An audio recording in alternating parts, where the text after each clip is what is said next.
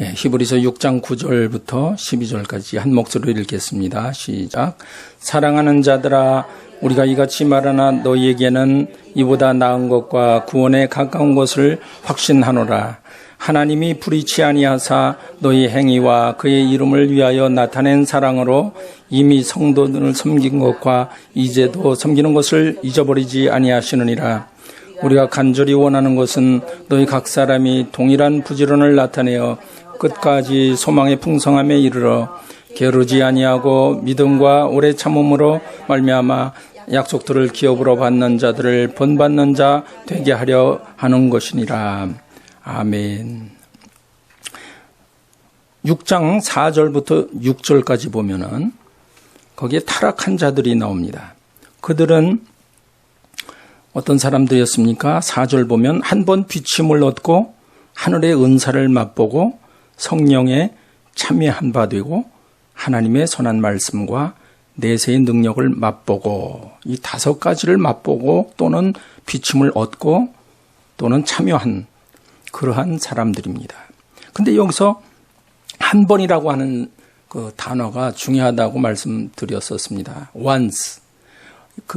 한 번이라고 하는 단어가 헬라어 속에는 2가지 의미가 있다고 했는데, 하나는 숫자적인 의미에서 정말로 once, 한 번이라고 한 뜻도 있지만, 그러나 단호하게 그것이 한 번이든 기간이 1년이든 10년이든 40년이든 관계없이 한 번 확실하게 분명하게 그런 것들을 5가지를 맛보거나 참여하거나 또는 비침을 받은 사람을 말씀한다고 그랬습니다. 그 예로서 성경에 나타난 가룟 유다가 우리 예수님과 함께 3년 동안 같이 다니면서 돈꾀를 맡은 자로서 가장 중요한 재정을 맡은 사람이죠. 신임을 얻었고 중요한 걸 맡았는데 그가 배반을 하고 결국은 예수님을 팔고 자기도 목숨을 끊었습니다. 가룟 유다가 얼마 동안 예수님과 동행했습니까? 제자들과 함께 무려 3년. 3년 동안 그는 예수님의 말씀도 들었고 오병의 기적도 맛봤고 체험했고 기적도 맛봤고 예수님의 생명의 도를 많이 들었고 믿었습니다. 그런데 그는 하나님으로부터 떨어져 나갔습니다. 여기서 타락했다고 하는 단어가 헬라어로 파라핍토라고 하는 단어인데, 나뭇가지가 뚝 떨어져서 조각이 나가지고 떨어진 파편 조각처럼 하나님과 분리된 상태를 말합니다. 단순히 도덕적으로 또는 어떤 율법을 거슬려서 잘못을 실수를 한 거로 끝나는 것이 아니라 하나님과 완전히 결별된 상태.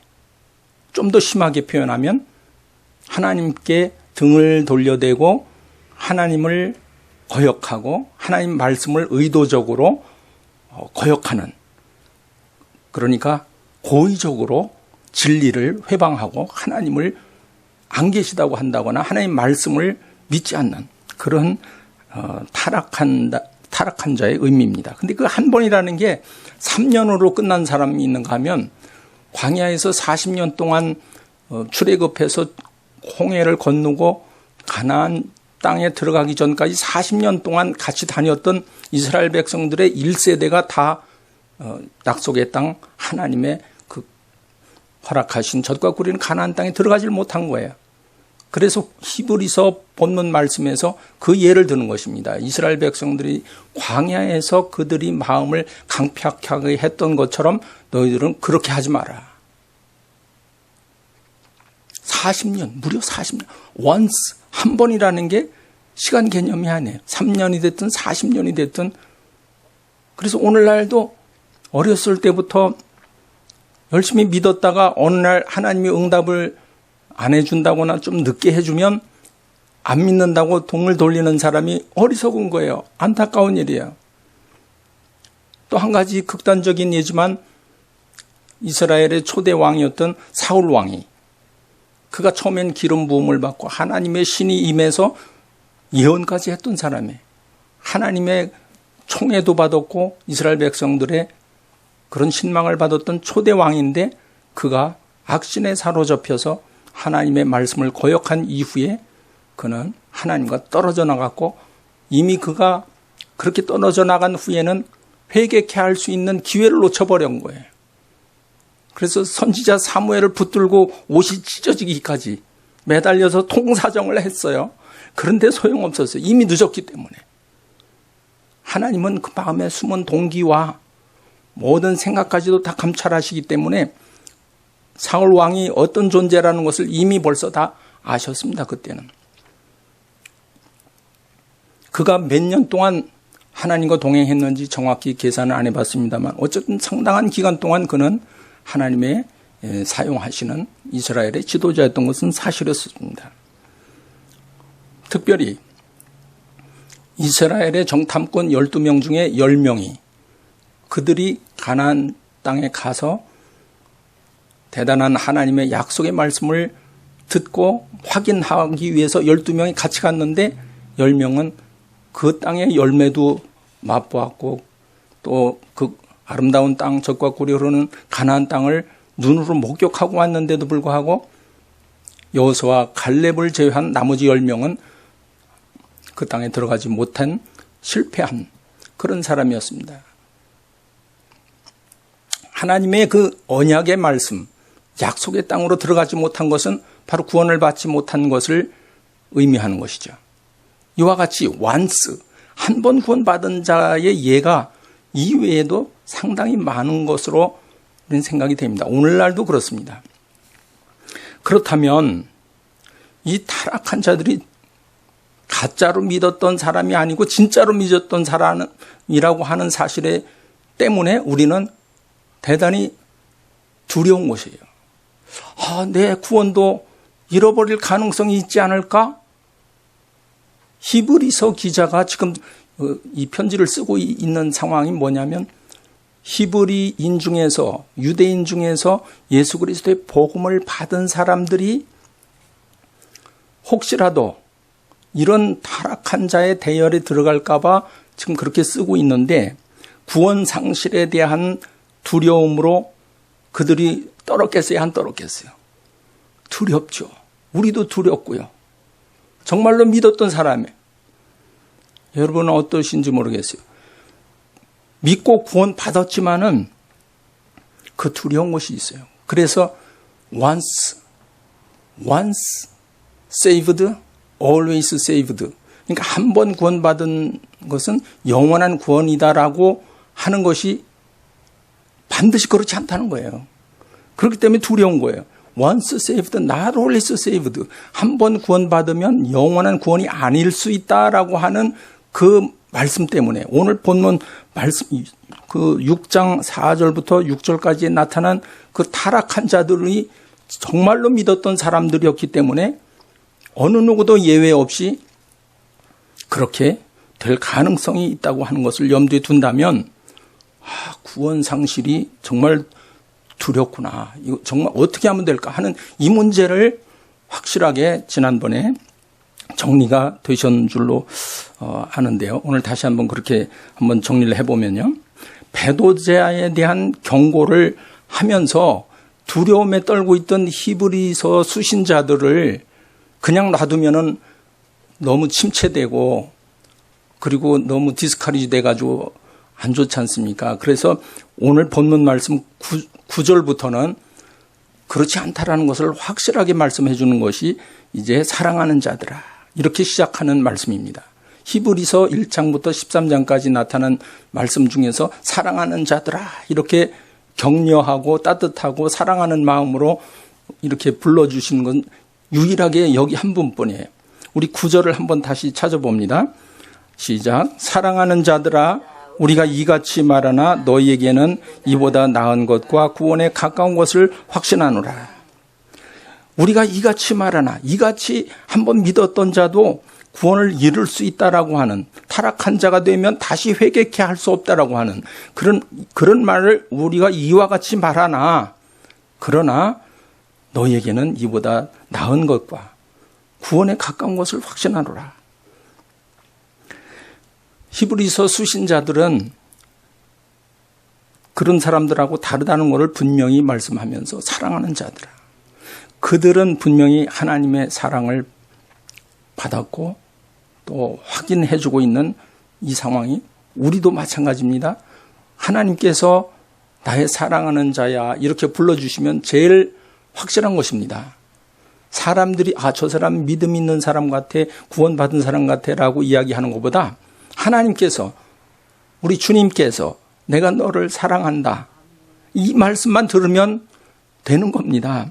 그래서 사랑하는 자들아, 우리가 이같이 두려운 말씀, 경고의 말씀을 지금 말씀하고 있지만 그러나 너에게는 이보다 나은 것, the better things. 이 better things는 다음 시간에 볼 겁니다. 이보다 더 나은 것이 뭐냐면 바로 이런 타락한 자들이 하나님의 저주와 심판을 받아서 구원의 대열에 들어가지 못하지만은 그러나 이보다 나은 것은 바로 하나님의 은혜와 사랑 가운데 축복을 받는 바로 이 나은 것을 말씀하는 것이죠.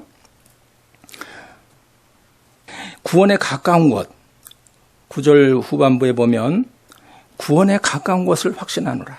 히브리서 기자는 그들에게 당신들은 구원이 확실합니다 이렇게 얘기를 안 하고요.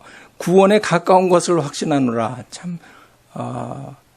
좀 불분명하게 느껴질 수가 있습니다. 그래서 이거 해석이 좀 필요합니다. 구원에 가까운 것을 확신하노라. 이 구원에 가깝다고 하는 이 동사가 사실은 영어로 찾아보면은 이제 have나 또 hold나 이렇게 가지고 있는 것을 뜻하는데 구원을 가졌다고 하는 뜻을 영어나 한국말로 표현하기가 좀 어려운 단어예요. 이 단어가. 왜냐하면 헬라어의 에코라고 하는 동사의 중간태인 에코메나라고 하는 단어를 썼습니다. 이 기자가. 그래서 성령의 감동하심을 받아서 쓴 글이죠. 구원에 가까운 것을 확신하는데 아직 구원을 얻었다도 아니고 구원이 안 됐다도 아니고 구원에 가까운 것을 확신하노라. 그 구원에 가까운 것이 뭐냐면 그 에코라고 하는 에코메나라고 하는 중간태 동사가 저번에 말씀드린 것처럼 우리가 사용하는 한국어나 영어에서는 능동태와 수동태밖에 없다고 그랬잖아요. 예? 내가 하는 것과 또 내가 당하는 것, 이 두 가지밖에 없는데 헬라어에는 중간태라는 게 있어요. 미들 보이스. 패시브도 아니고 액티브도 아니고 미들 보이스가 있단 말이죠. 여기서도 바로 그 단어를 쓰고 있는 거예요. 타락한 자들이 5가지 그 특성을 쭉 4절부터 5절 사이에 나타난 것도 제가 말씀드릴 때 수동태와 중간태가 막 섞여 있는 것을 설명을 자세히 해드렸었죠. 바로 여기 구원에 가까운 것을 확신할 때 구원에 가깝다라고 하는 동사가 바로 중간태예요. 그 중간태라고 하는 게 조금 더 설명을 해드리면 우리가 옷을 입을 때에 내가 옷을 입는 주체죠. 능동태입니다. 그런데 나의 바디, 내 몸은 옷이 입혀지는 거죠. 수동태죠. 근데 헬라어에는 그 두 개를 합친 중간태라는 단어를 써요. 옷을 입다라는 단어가. 참 재미있죠. 사고 구조가 우리하고 좀 달라요. 그러니까 논리적으로 설명하기가 참 쉽지 않아요.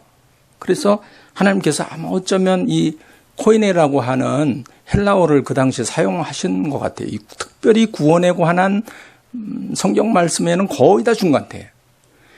하나님께서 주권을 가지시고 하나님의 은혜로 구원을 해주시는데 우리는 아무것도 안 하면 되는 게 아니라 그 구원에 들어가도록 열심히 부르짖어 기도하고 시간을 드리고 찬송하고 기도하면서 말씀을 읽고 그 안식에 들어가기를 힘쓸지니라.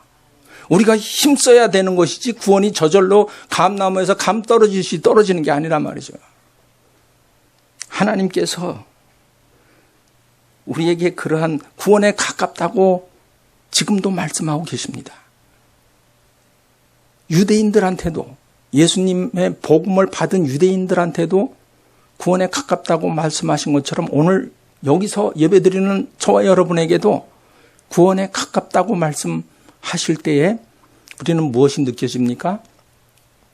두렵죠.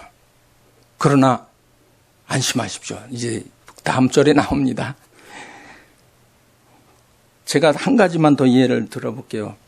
한국에 있을 때인데 거리 전도하는 분들이 많았어요. 요즘은 이제 크리스찬들이 너무 엔티 크리스찬이티가 너무 강하게 돼가지고 거리전도를 지금도 그렇게 열심히 하는지 모르겠지만 그 당시는 거리전도를 참 많이 했습니다. 그런데 정말로 거리전도를 통해서 구원받는 영혼도 많았고요. 복음이 전파가 되기도 했습니다. 그러나 그 이면에 부작용이 대단히 많았어요. 듣든지 아니 듣든지 막 외치는 그 소리에 이런 질문을 합니다. 당신은 구원받았습니까? 굉장히 당황스러워요. 그런 질문을 하면은. 지금 구원 받아가지고 확신을 가지고 사명 가지고 나가려고 하는 사람 보고 쫓아와가지고 띠를 두르고 와서 당신은 구원 받았습니까? 이런 질문을 할 때 정말 단도직입적인 그런 질문하면 황당한 생각이 좀 들 때가 있어요. 자, 왜 그러냐? 그런 질문을 받을 때에 나는 정말 불신앙인가? 내가 구원에 대한 확신이 없는가? 그런 자문을 하게 만들고요. 구원을 한번 흔들어 보는 것 같아요. 그렇기 때문에 하나님께서 구원해 주시기로 한 그 구원에 대해서 하나님의 주권과 하나님의 은혜의 역사에 대해서 내가 정말 내 입으로 난 구원 받았습니다라고 말로 증명할 수가 없는 거예요. 삶으로 내 생애에 걸쳐서 열매를 봐서 구원받았다고 하는, 나는 변화받았다고 하는 사실을 보여주기에는 시간이 너무 많이 걸리는 거예요. 그런데 그 자리에서 말로 당신은 구원받았습니까? 예스와 노 이렇게 단답형으로 얘기를 하면은 상당히 문제가 있다는 말이죠. 전도를 하지 말라는 게 아닙니다. 전도를 해야 돼요. 해야 되는데 그게 문제란 말이죠. 함정이 있단 말이죠. 함정. 그럼 주로 이단이 많이 그러는데요. 자, 구원은 하나님의 주권과 은혜에 달려 있는데 내 마음으로 믿어 입으로 시인하는 그런 하나님의 완전한 대로 나아가는 데 들어가는 나의 입장, 나의 믿음의 고백, 나의 신앙 고백이 시간이 걸리는데 오늘 읽지는 않았지만은 끝까지 힘쓰고 부지런히 인내의 믿음을 지키라라고 하는 말씀이 6장 전체에 흘러서 나오고 있습니다. 그러니까 once saved, 한 번 구원이라고 하는 그 한 번이라고 하는 것이 어디까지냐면 계속해서 여러분 계속해서 한 번이 아니라 주님이 오시는 날까지 계속 하늘의 은사를 맛봐야 되는 거고요. 또 성령에 참여한 바가 돼야 돼요. 그다음에 그 하나님의 선한 말씀을 계속해서 맛봐야 됩니다. 하늘의 은사와 성령에 참여한 바, 비춤과 성령의 그 비춰주시는 그 일루미네이션, 성령의 조명하심. 한 번 받고 끝내는 게 아니라 그것이 1년이 됐든 40년이 됐든 그런 기간적인 문제가 아니라 주님 오시는 종말론적으로 마지막 때까지 주님 만나 뵙고 주님이 파루시아, 주님께서 다시 재림하시는 그 순간까지, 그때까지 계속해서 그 믿음의 상태를 지키고 있어야 되는데 바로 하나님께서 은혜로 붙잡아 주셔야 된다는 거죠. 우리가 열심히 부지런히 그리고 간절히 사모하면서 주님의 은혜의 말씀에 붙잡히고 또 그 믿음으로 우리가 인내하면서 달려가지만 좁은 길을 가고 있지만 우리 하나님께서 또 붙잡아 주시고 그것이 같이 이루어져야 돼요. 그래서 마지막 때에 우리한테 요구되는 것은 이 히브리서를 통해서 우리가 깨달을 수 있는 부분이 바로 이런 부분들이에요. 쪼가리 난 그 지식들과 영적인 원리들을 통합하는 거예요. 인티그레이션.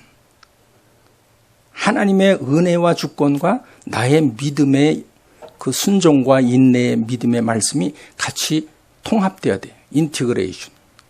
신인 협동서를 제가 얘기하는 게 아니에요.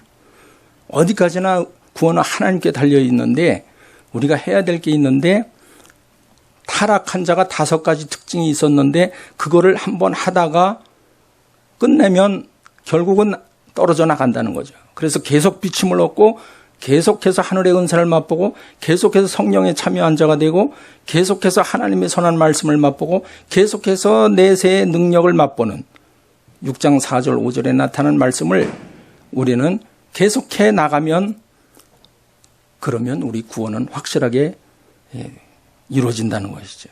의로우신 하나님께서 구원해 주신다는 그 다음 절 말씀을 보면은 확실해집니다. 자, 구원에 가까운 것을 확신하는 이유가 있습니다. 히브리서 기자가 흩어진 유대인들한테 구원에 가까운 것을 확신하는 이유, 첫째, 10절에 있습니다. 10절 우리 한번 같이 읽어보겠습니다. 하나님이 불의치 아니하사 너희 행위와 그의 이름을 위하여 나타낸 사랑으로 이미 성도를 섬긴 것과 이제도 섬기는 것을 잊어버리지 아니하시느니라. 하나님은 불의치 아니하사 하나님은 의로우시고 하나님의 판단은 의로우시며 그분의 그 판단은 공의로우시고 좌로나 우로나 치우치지 아니하시고 비를 선인과 악인에게 해를 선인과 악인에게 내리시며 공평하신 우리 하나님께서 공평하시고 의로우시기 때문에 바로 그 하나님께서 구원해 주신다고 하는 확실한 그 근거를 지금 말씀하고 있는 겁니다. 구원에 가까운 이유가 그겁니다. 하나님께서 우리의 그 사랑의 섬김, 그리고 과거도 섬겼고 이제도 섬기고 있는 히브리서 수신자들에게 하나님께서 그러한 사실들을 다 기억하고 계시다는 거예요.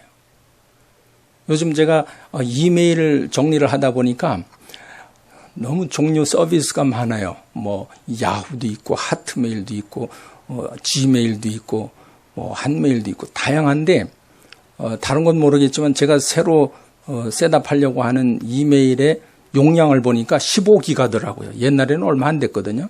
지금은 많은 사진과 메시지를 첨부하고 보내고 해도 몇 달치 거의 1년, 2년어치를 그대로 킵해도 문제가 없을 정도로 용량이 커졌더라고요, 보니까.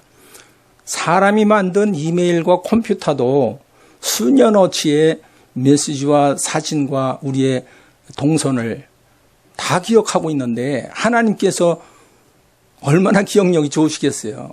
요즘은 사물 인터넷이라고 그래서 차를 타고 다니면서 또 GPS를 가지고 어딜 가서 셀폰을 전화를 하더라도 가는 곳마다 위치 추적이 다 되고 어디 가서 무슨 말을 했고 어디로 다녔고 어디 방문했고 이거 다 나온단 말이죠. 우리는 다 잊어버리고 지우지만은 그 서버에는 다 보관이 돼 있는 거예요. 하나님께서는 우리의 일거수일투족, 우리가 걸어가고 말하고 생각한 모든 것을 다 기억하시는데 참 감사한 것은 하나님께서 의로우시기 때문에 우리가 사랑으로 섬기고 봉사하고 또 지금도 섬기고 있는 것을 다 기억하시고 잊지 아니하신다고 하는 그 의로우신 하나님만 생각하면 우리가 사람들이 쳐다보든 말든 내가 하나님 앞에 믿음으로 감사함으로 믿음으로 서 있으면 하나님께서 다 기억하시고 반드시 상급으로 보상해 준다고 하는 그 말씀을 우리는 깨달을 수가 있습니다. 그래서 히브리서 기자가 하나님의 공의와 수신자들의 행위를 근거로 앞절에 언급된 확신을 소유하게 되는데 그렇다고 해서 수신자들의 그 선행이 그들의 구원과 하나님의 은혜를 받는 근거가 되는 것은 아닙니다. 그 10절에 보면 너희 행위와 하는 말씀이 있죠. 무엇을 행함으로 인해서 그것 때문에 하나님의 은혜를 받는 근거가 된다는 건 아니죠. 다만 그들의 선행은 믿는 자들의 선행이라고 하는 것은 자신들의 믿음이 형식적인 것이 아니라서 오히려 행위를 통해 고백되어지는 진실한 것이다. 또 열매로 나타난 결과적으로 나타난 행위다. 이런 말씀을 하고 있는 것입니다. 그 본문 말씀에 너희 행위와 할 때 그 행위를 보시고 하나님께서 구원을 해주시는 거로 착각을 하면 안 된다는 거죠.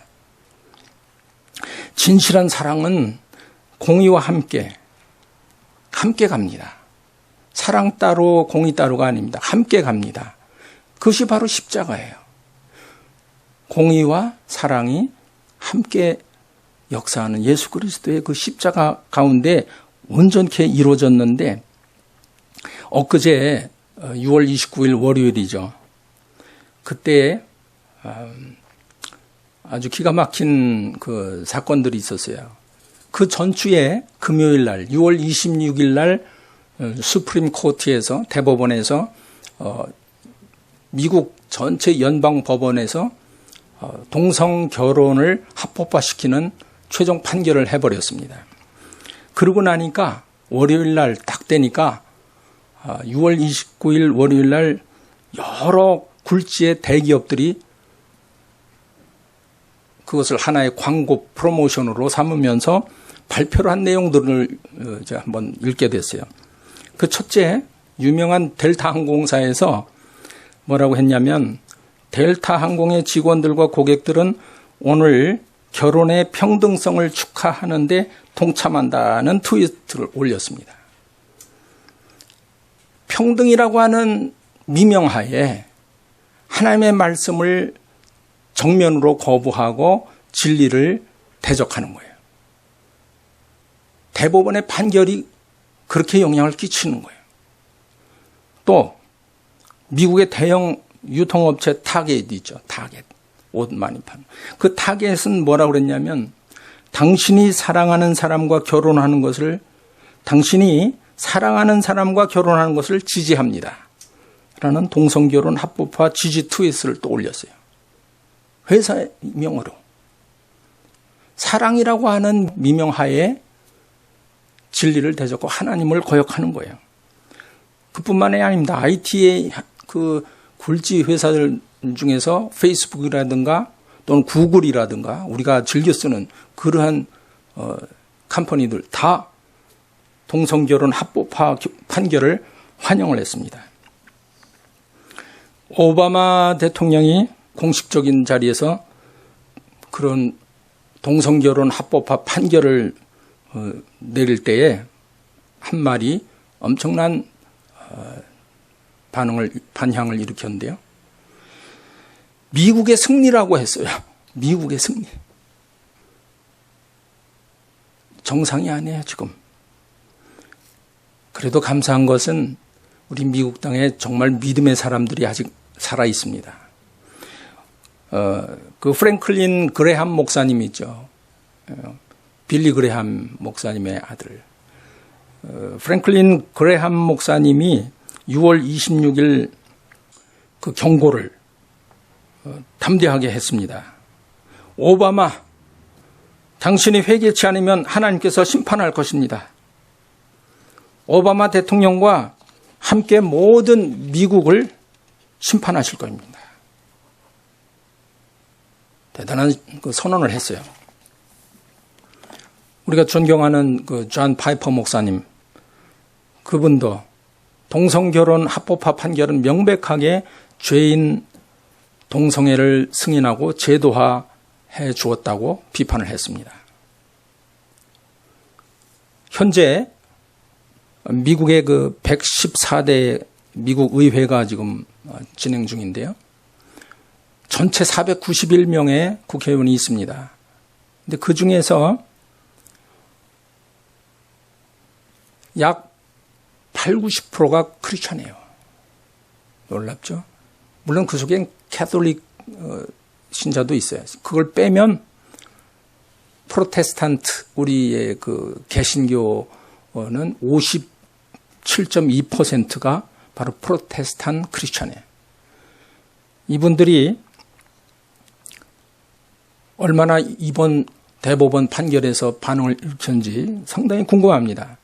지난 6월 26일 금요일 날 그 연방대법원의 그 구성원이 9명이었죠. 그 9명의 대법관 중에서 5명이 동성결혼 합법화에 손을 들었고요. 나머지 4명이 반대함으로써 하나님 말씀에 찬반이 확실히 갈라졌습니다. 주일날 말씀해 주신 것처럼 로마서 1장 26절에서 32절 말씀에 하나님 말씀에 정면으로 도전했어요. 죄를 죄 아니라고 하면서 평등과 사랑의 미명하에 제도화시키고 법적으로 공개 판결을 내린 것입니다. 여러분 한번 생각해 보십시오. 대법관 중에서 성경을 읽어보지 않은 사람이 있을까요? 대학생도요, 문학을 하든 영문학을 하든 역사학을 하든 정치학을 하든 성경 안 읽어본 사람은 없습니다. 거의 믿음이 있든 없든. 성경은 안 읽어보고는 진리를 깨달을 수가 없습니다. 한국도 마찬가지요. 대부분 인문계통 공부하는 분들은 신학을 안 했다 할지라도 성경은 다 한 번 이상씩 읽었을 거예요. 믿음으로 안 읽어서 탈이지. 대법관 중에 성경을 읽어보지 않은 사람이 없을 거라는 거예요. 제가 볼 때는 하늘의 법을 모르고 땅의 법을 어떻게 판결을 내리며 국회의원들이 어떻게 입법을 하며 하늘과 땅의 천지간의 만물을 창조하신 하나님께서 우주 만물을 다스리시고 인생을 다스리시며 섭리하시는 그 대우주의 진리와 섭리의 말씀을 알지 못하고 인간이 만들어낸 그런 인위적인 사실들을 가지고 법을 만들어서 그건 무슨 힘이 있겠습니까?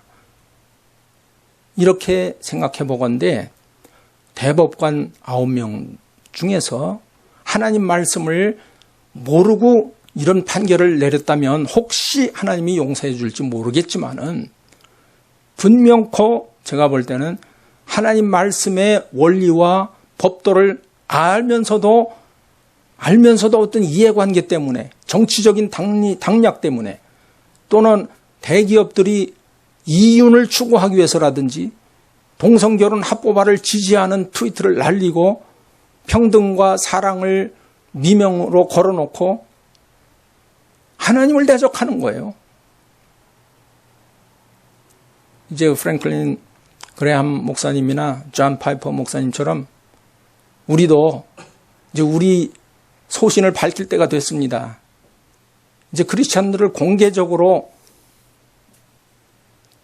처분할 수 있는 근거를 지금 만들어가고 있는 것입니다. 하나님은 탄식하십니다. 이것은 오늘날 처음 생긴 게 아니에요. 창세기 때부터 그랬습니다. 창세기 6장 5절 6절에 보면 여호와께서 사람의 죄악이 세상에 관영함과 그 마음의 생각의 모든 계획이 항상 악할 뿐임을 보시고 땅 위에 사람 지으셨음을 한탄하사 마음에 근심하시고 가라사대 나의 창조한 사람을 내가 지면에서 쓸어버리되 사람으로부터 육축과 기는 것과 공중의 새까지 그리하리니 이는 내가 그것을 지었음을 한탄함이니라 하시니라. 오바마 대통령 한 사람으로 끝나는 게 아니에요. 미국 땅에 있는 미국 시민들과 미국 땅에 있는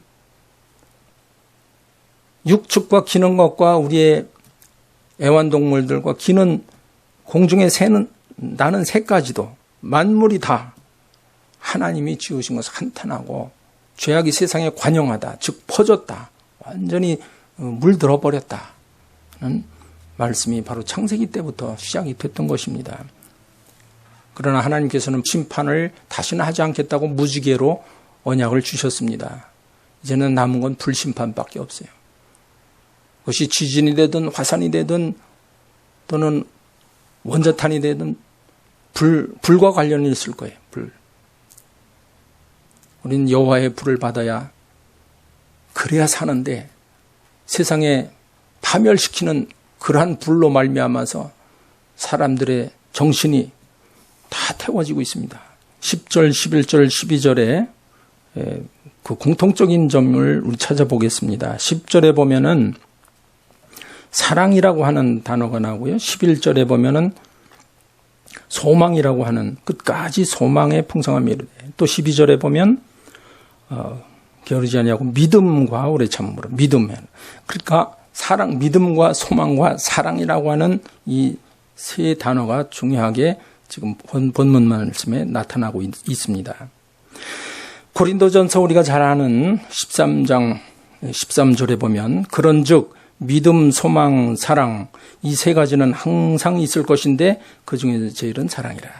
믿음, 소망, 사랑 이 세 가지는 항상 있을 거라고 그래요. 그런데 오늘 본문 말씀 보면 10절에서 12절 사이에 믿음, 소망, 사랑이 같이 다 들어 있습니다. 신약 성경에 보면 곳곳에 믿음, 소망, 사랑이 같이 가고 있는 것을 볼 수가 있습니다. 아까 말씀드린 대로 사랑과 공의가 분리가 되는 것이 문제의 시발점이에요. 평등과 사랑을 주장하면서 공의가 도외시 되는 거예요.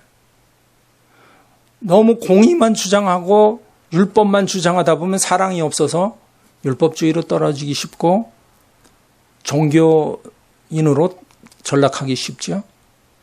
사랑과 공의가 하나로 인티그레이션 돼야 되듯이 믿음과 소망과 사랑이 같이 가야 되는 것입니다. 오늘 본문 말씀에 10절부터 12절 사이에 나타난 믿음, 소망, 사랑이 같이 완전한 데 나아가는 데 중요한 밸런스를, 균형을 유지해야 되는 것입니다.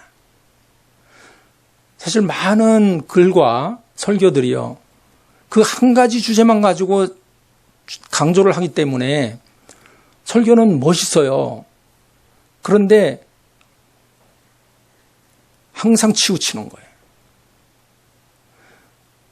대지, 중지, 소지 이렇게 해서 3대지로 해가지고 그냥 중심 주제를 가지고 강조를 하다 보니까 말씀 들을 때는 멋있는데 지나고 보면 삶이 안 바뀌는 거예요. 왜 안 바뀝니까? 전인격적인 하나님의 그 온전하심 가운데 안 들어가기 때문에 그래요.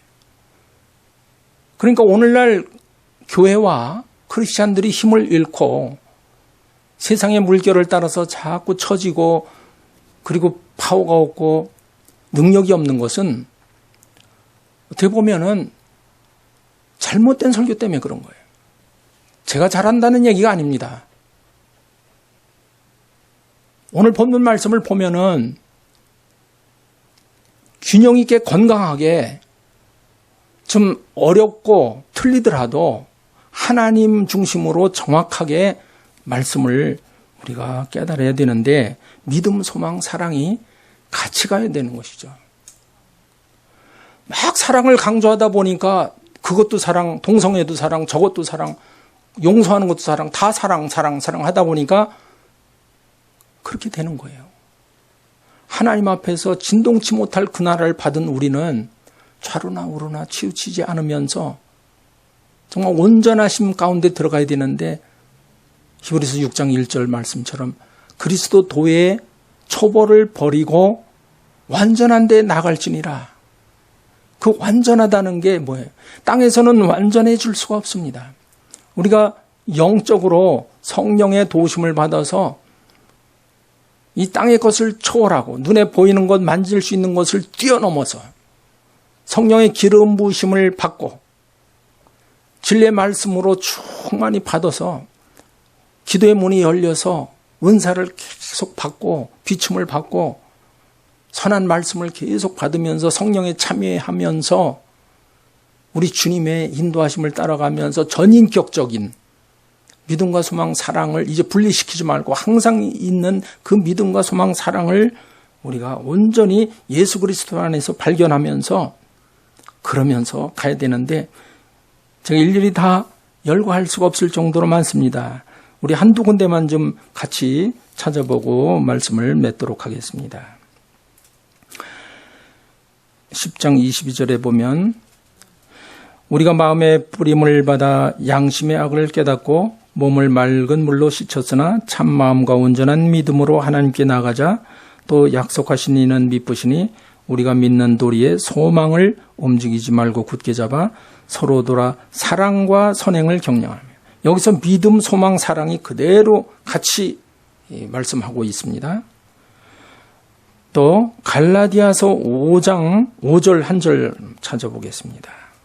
한 목소리로 읽겠습니다. 우리가 성령으로 믿음을 쫓아 의의 소망을 기다리노니 그리스도 예수 안에서는 할례나 멀례가 효력이 없되 사랑으로서 역사는 믿음뿐이니라. 성령 안에서 믿음을 쫓아 소망을 기다리고 사랑으로 역사는 믿음.